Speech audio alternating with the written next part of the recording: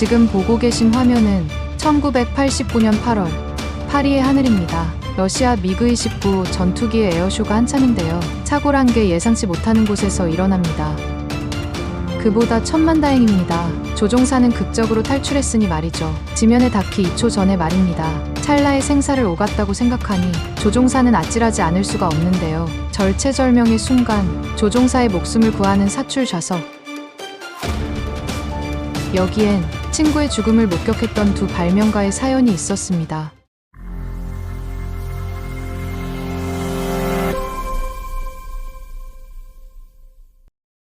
때는 제1차 세계대전이 한창이던 1916년, 항공기가 전쟁 병기로 데뷔를 하죠. 전쟁 난리통 속에서도 한 남자의 연구실은 불이 꺼지지 않았는데요. 그는 철도의 천재라 불렸던 영국 발명가 에버라드 켈스롭이었습니다. 그런데 그가 특허를 받은 발명품은 철도와는 아무 연관이 없어 보였습니다. 특허를 신청한 발명품은 압축 공기를 이용한 사출장치였는데요. 왜 철도기관사의 안전이 아닌 항공조정사의 안전에 관심을 기울인 걸까요?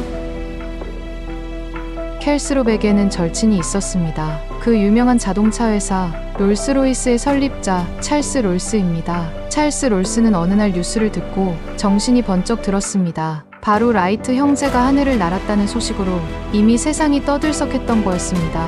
뉴스를 본 찰스 롤스의 관심은 이제 항공기로 급회전합니다. 절친이었던 켈스롭은 소위 항공기 덕후가 된 찰스 롤스의 성화로 비행기 경주 대회까지 따라다녀야 했습니다. 그런데 구경만 한 찰스 롤스가 아니었습니다. 라이트 형제가 만든 비행기 라이트 플라이어를 구입한 거였죠. 비행기를 산 찰스 롤스는 이제 자신의 실력을 시험해보고 싶어 했습니다. 찰스 롤스는 1910년 프랑스 비행기 경주 대회에 출전합니다. 물론 켈스롭은 이 날도 따라갔죠.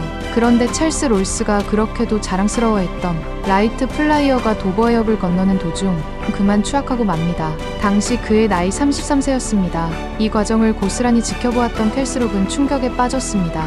켈스롭은 친구의 죽음에 슬퍼하는 한편 그 이유를 찾기 위해 켈스롭의 연구실은 밤낮 없이 불을 밝히기 시작합니다. 탈출용 낙하산이 있었더라면 친구가 살 수 있지 않았을까.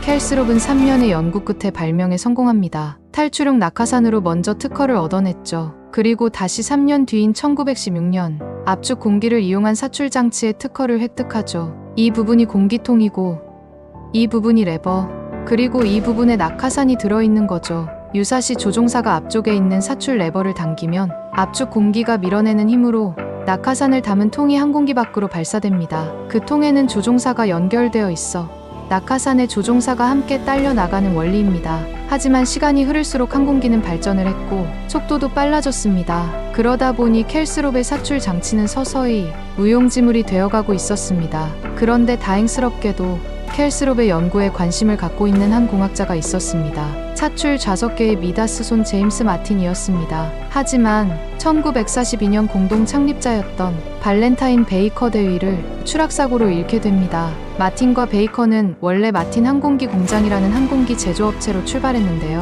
베이커 대위는 항공기를 설계 제작하는 과정에서 때론 대립하고 때론 합심하며 우정을 쌓았습니다. 두 사람의 우정은 회사의 명칭을 오늘날의 마틴 베이커로 바꿀 정도였습니다.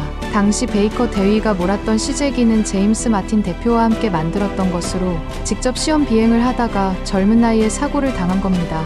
이때 사고로 마틴 대표는 조종사의 안전을 보장하는 것에 남은 생을 바치기로 결심했습니다.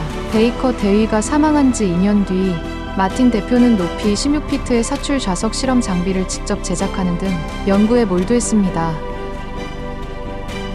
그런데 이쯤 되면 이런 의문이 드실 겁니다. 대체 사출 좌석이 없던 시절에는 조종사들이 어떻게 탈출했을까요? 놀라지 마세요. 조종사가 낙하산을 메고 그냥 조정석 밖으로 뛰어내렸던 겁니다.